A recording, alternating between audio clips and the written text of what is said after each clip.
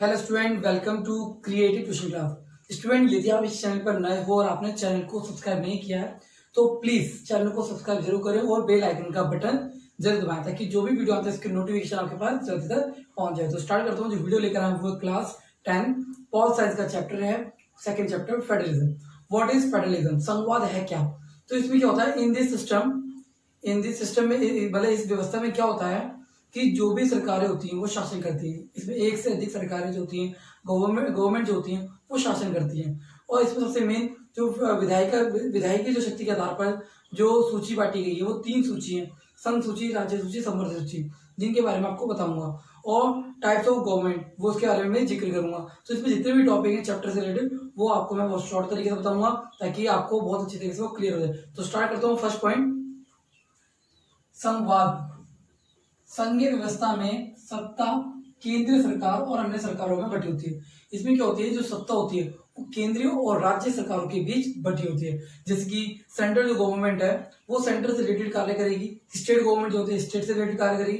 तो इनके बेस पर एक तरीके से बंटवारा किया गया। तो केंद्रीय सरकार और अन्य सरकारों के बीच जो भी अलग अलग टाइप्स की अदर्स गवर्नमेंट जो होती हैं वो शासन करती हैं, उसको संघवाद कहते हैं।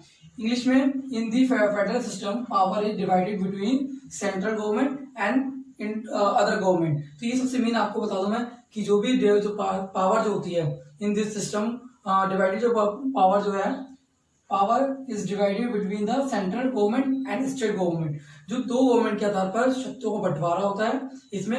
नेक्स्ट, इसमें सत्ता का विभाजन होता है और प्रत्येक सरकार अपना क्षेत्र अधिकार होता है, मतलब कि एरिया दे दिया जाता है कि इतने एरिया में आपका शासन होगा। तो सबसे मेन इसमें इंग्लिश में है पावर इज डिवाइडेड। मतलब कि शासन का जो पावर जो होती है, शक्ति जो होती है, उसका बंटवारा होता है। Next, each has its oven the territory. मतलब अपना टेरिटरी मतलब कि अपना एक क्षेत्र अधिकार होता है जिसके क्षेत्र अधिकार के आधार पर वो शासन कर सकता है। तो मैंने आपको 2 पॉइंट बताए हिंदी और इंग्लिश में ताकि दोनों चीज में आपको क्लियर हो जाए। तो मैं दोबारा रिपीट करता हूँ। संघीय व्यवस्था में सत्ता केंद्रीय सरकार और राज्य जो अन्य सरकारों के बीच में बटी होती है। In the federal system power divided between central government and other government. तो ये आपको याद रखना है। नेक्स्ट मैंने आपको बताया सत्ता का विभाजन होता है और प्रत्येक सरकार अपना क्षेत्र अधिकार होता है। नेक्स्ट इसमें इंग्लिश में बताया power is divided, each has oven territory. तो अपना टेरिटरी होता है जिसके बेस पर शासन करते हैं। नेक्स्ट, दोनों सरकारें एक ही नागरिक समूह पर शासन करती हैं। अब सबसे मेन इंपॉर्टेंट बात आती है कि दोनों सरकारें होती हैं वो एक ही समूह पर शासन करती हैं। Both government govern in same civil group. तो सबसे मेन सेम सिविल ग्रुप मतलब कि समूह, जो नागरिक समूह है उस पर शासन करती है। जैसे कि आप रह रहे हो तो उसमें सेंट्रल और गवर्नमेंट दोनों एक तरीके से रूल रेगुलेशन बनाती है नागरिकों को लेकर। तो ये सबसे मेन आपको याद रखना है। अब भारत में विधायी शक्तियों का बंटवारा 3 सूचियों के आधार पर किया गया है। वेरी इंपॉर्टेंट कि जो भी गवर्नमेंट है उनको 3 आधार पर बांटा गया है। तो इंग्लिश में बताता हूँ। In India the legislative power have been divided into 3 list. मतलब 3 सूचियों में इसका वर्णन किया गया है। जैसे कि आपने पढ़ा होगा पहले, संघ सूची, राज्य सूची, समवर्ती सूची। तो सबसे मेन है संघ सूची। संघ सूची मतलब यूनियन लिस्ट, राज्य सूची मतलब स्टेट लिस्ट और समवर्ती सूची मतलब कंसर्न लिस्ट। ये 3 लिस्ट आपको एग्जाम में आती है कई बार। कभी कभी इनके सब्जेक्ट पूछे जाते हैं कि इनके विषय क्या क्या है, उनके विषय पर आपको चर्चा करनी पड़ती है। तो सबसे मैं आपको बता दूं, मैं जो संघ सूची जो है, संघ सूची मतलब यूनियन लिस्ट जो है, सेंट्रल गवर्नमेंट जिसको बोलते हैं, इसमें सेंट्रल गवर्नमेंट का राज होता है। तो इसमें सब्जेक्ट जो इनके वो 97 थे पहले, मगर प्रेजेंट में आज 100 इनके सब्जेक्ट है, मतलब 100 विषय हैं। हिंदी में 97 विषय थे और वर्तमान में 100 विषय हैं। जैसे विदेश से संबंधित हो गया, बैंक, लोन, मुद्रा, ये करेंसी, ऐसे कार्य जो हैं, कानून बनाना, नियम बनाना, सब इनके अधिकार होता है। मैं दोबारा बताता हूँ। संघ सूची में पहले 97 विषय थे, सब्जेक्ट जो थे वो 97 थे। अब प्रेजेंट में जो सब्जेक्ट है वो विषय जो हैं वो आपके 100 हैं। जैसे कि हो गया मुद्रा से रिलेटेड, करेंसी से रिलेटेड हो गया, और आपका बैंक से रिलेटेड हो गया, और विदेश से संबंधित जो कानून नियम बनाने वो एक तरीके से केंद्र सरकार बनाती है। तो उसमें कानून बनाने का अधिकार जो होता है वो एक तरीके से सेंट्रल गवर्नमेंट के पास होता है। तो ये आपको याद रखना, किसका कानून बनाने का किसका अधिकार होता है, सेंट्रल गवर्नमेंट का। राज्य सरकार मतलब राज्य सरकार पे जो भी कानून, जो लॉ बनते हैं, सबसे माइंड जो राइट्स है वो गवर्नमेंट को दिए गए हैं, स्टेट गवर्नमेंट को। अब इसमें सब्जेक्ट जो थे वो थे 66 और आप घटकर 61 हो गए हैं। तो ये चीज आपको रखनी है। और पुलिस, रेलवे, पुलिस, वन, सफाई, पशु, सिंचाई, ये सारे जितने भी जो कार्य हैं कानून बनाना, इन सब्जेक्टों पर, इन विषयों पर सबसे पहले कानून बनाने का अधिकार स्टेट गवर्नमेंट को दिया गया है। नेक्स्ट आपका आता है समवर्ती सूची। विषय जो है इसको होता है कंसल्टेड लिस्ट, और विषय जो देखिए सब्जेक्ट 47 और अब जो प्रेजेंट में जो सब्जेक्ट है 52 है। और सबसे मेन कि शिक्षा, बिजली, श्रम कल्याण, जनसंख्या नियंत्रण, ये तरह कंट्रोल पॉपुलेशन, इनकी बेस पर जो भी कानून बनाते हैं तो ये सब समवर्ती सूची के अंदर आता है। तो संघ सूची में जो कानून बनाता है वो केंद्र सरकार बनाती है, राज्य सूची में राज्य सरकार बनाती है, समवर्ती सूची में दोनों जो सरकार होती है वो मिलकर कार्य करती हैं। अब सबसे मेन इसमें जो क्वेश्चन आपको बता दूं, संघवाद की डेफिनेशन, व्हाट इज फेडरलिज्म, संघवाद है क्या? तो मैंने आपको डेफिनेशन बताया, संघीय व्यवस्था में सत्ता का विकेंद्रीकरण, विकेंद्रीय सत्ता का बंटवारा होता है। इसमें क्या होता है, सेंट्रल मतलब कि केंद्रीय और अलग अलग सरकारों के बीच शक्ति को बंटवारा होता है। सत्ता का विभाजन, पावर डिवाइडेड, प्रत्येक शासन के बाद टेरिटरी जो होती है अपने टेरिटरी होती है, दोनों सरकारें एक ही नागरिक समूह पर शासन करती हैं, सेम सिविल ग्रुप। नेक्स्ट है भारत विधायिका शक्ति को बंटवारा, मतलब कि जो लेजिस्लेटिव जो है पावर जो है वो 3 लिस्ट के बेस पर किया गया है। पहला यूनियन लिस्ट, स्टेट लिस्ट और कंसर्न लिस्ट। तो इसमें सबसे मेन है संघ सूची, राज्य सूची, समवर्ती सूची। इनके सब्जेक्ट कई बार एग्जाम में 1 मार्क्स से पूछे गए हैं, और कौन सा सब्जेक्ट है जिनमें कानून बनाने का अधिकार है। तो आ सकता है कि क्वेश्चन संघ सूची में कानून बनाने का अधिकार किसके पास होता है, सेंटर के पास होता है। इसमें सरकार जो भी कानून बनाने का अधिकार दिया गया है, तो जितने भी कार्य हैं, जो भी सब्जेक्ट है, जैसे कि मैं आपको बता दूं विदेश संबंध, बैंक लोन, मुद्रा, ये सारे इन पे विषय पर कानून बनाने का अधिकार इनके पास है। जितने भी सब्जेक्ट हैं इन पे कानून बनाने का अधिकार इनको दिया गया है। अब इसके आगे जो है वो है टाइप्स ऑफ गवर्नमेंट, कि गवर्नमेंट की कितने टाइप्स होते हैं। बात करते हैं सरकार के प्रकार, टाइप्स ऑफ गवर्नमेंट, कि गवर्नमेंट के टाइप्स क्या हैं। तो पहले है फेडरल, संघीय और यूनिटरी, एकात्मक, संघात्मक और एकात्मक सरकार।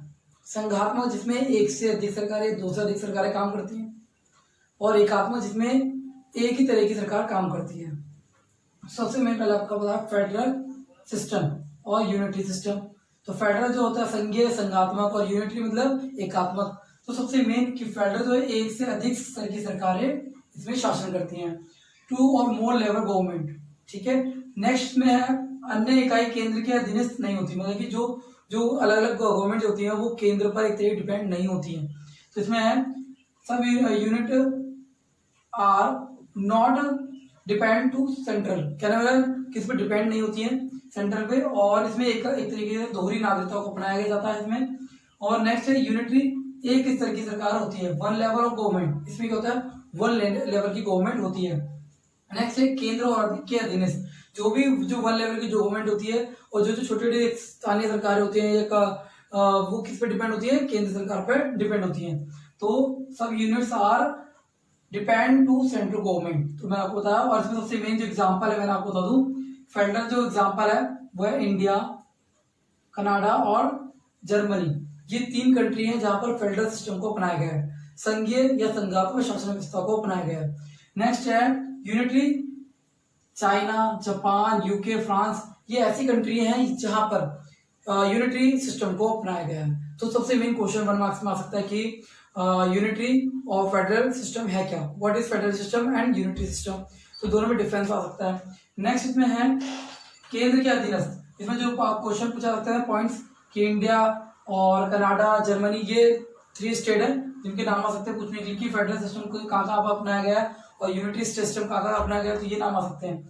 नेक्स्ट है विकेंद्रीकरण, decentralisation, what is decentralisation.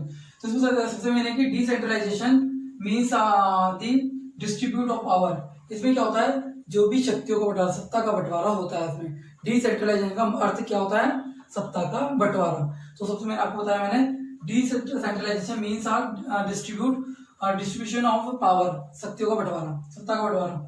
Decentralisation leads to the end of dictatorial tendencies, कह रहा है तानाशाही का अंत कर देना। इसमें क्या होता है, तानाशाही का अंत हो जाता है और प्रजातंत्र का एक तरीके से विकास होता है, डेमोक्रेटिक। नेक्स्ट है problems are the solve at the level, local level. तो स्थानीय स्तर पर क्या होती है, जो भी समस्याएं होती है उनका समाधान हो जाता है। नेक्स्ट में आता है भारत एक संघीय व्यवस्था वाला देश है। मुख्य सिद्धांतों को वर्णन करें कि भारत को जो इंडिया है, principal that the proof India is a federal system, proof करना है कि इसके जो इंडिया जो है फेडरल सिस्टम अपनाया गया है। तो सबसे मेन क्या है, there are 3 levels of government. तो ये आपकी सबसे मेन विशेषता है संघीय भारत की, मतलब भारत की संघीय व्यवस्था का। तो there are 3 levels of government in India at centre. तो सबसे मेन कि भारत में केंद्र, राज्य और स्थानीय सरकारों का वर्णन किया गया है या सरकारें हैं। भारत में लिखित और विस्तृत संविधान है। India has a written and detailed constitution. तो सबसे मेन है कि भारत में लिखित और विस्तृत संविधान है, सर्वोच्च न्यायालय का वर्णन किया गया है। Right to supreme court explain, मतलब कि यहाँ पर सुप्रीम कोर्ट को भी एक तरीके से फ्रीडम दिया गया है। नेक्स्ट है different source of central, state and other government. तो सबसे मेन 3 विशेषता आती हैं। भारत एक संघीय विशेषता है, व्यवस्था वाला देश है, इसका वर्णन करें। तो मैंने आपको 3 विशेषता बताई। पहला जो है केंद्र, राज्य और स्थानीय सरकारों का वर्णन है इसमें। तो there are 3 levels of government in India at the centre. Next Bharat में लिखित और विस्तृत संविधान है। India has a written and detailed constitution. तो ये इसमें भारत एक लिखित संविधान, भारत में एक लिखित और विशेष संविधान है। भारत में 3 स्तर की सरकारों का वर्णन किया गया, राज्य सूची, संवर्ग सूची, संघ सूची, जो मैंने आपको बताया था पहले। तो इसमें सबसे मेन है और इसमें जो सर्वोच्च न्यायालय का वर्णन किया गया और मौलिक अधिकारों का, फंडामेंटल राइट्स का भी एक्सप्लेन किया गया। तो ये तरीके से संघीय विशेषता बताता है भारत की। यदि क्वेश्चन आता है संघीय विशेषता क्या है, तो मैंने स्टार्टिंग में आपको पॉइंट्स बताए थे। यदि भारत की संघीय विशेषता पूछी जाती है तो आप ये पॉइंट ले सकते हो। विकेंद्रीकरण क्वेश्चन कई बार आया, तो विकेंद्रीकरण के मैंने 3 पॉइंट बताए जो आप अच्छे तरीके एक्सप्लेन कर सकते हो। फेडरल और यूनिटरी में भी डिफरेंस आता है। तो स्टूडेंट जो भी मैंने इसमें बताया बहुत शॉर्ट तरीके से बताया और मेन टॉपिक बताया जो एग्जाम में इनके पेपर क्वेश्चन आते हैं। तो उम्मीद करता हूँ कि वीडियो आपको अच्छी लगी, इसको लाइक और शेयर जरूर करें। धन्यवाद।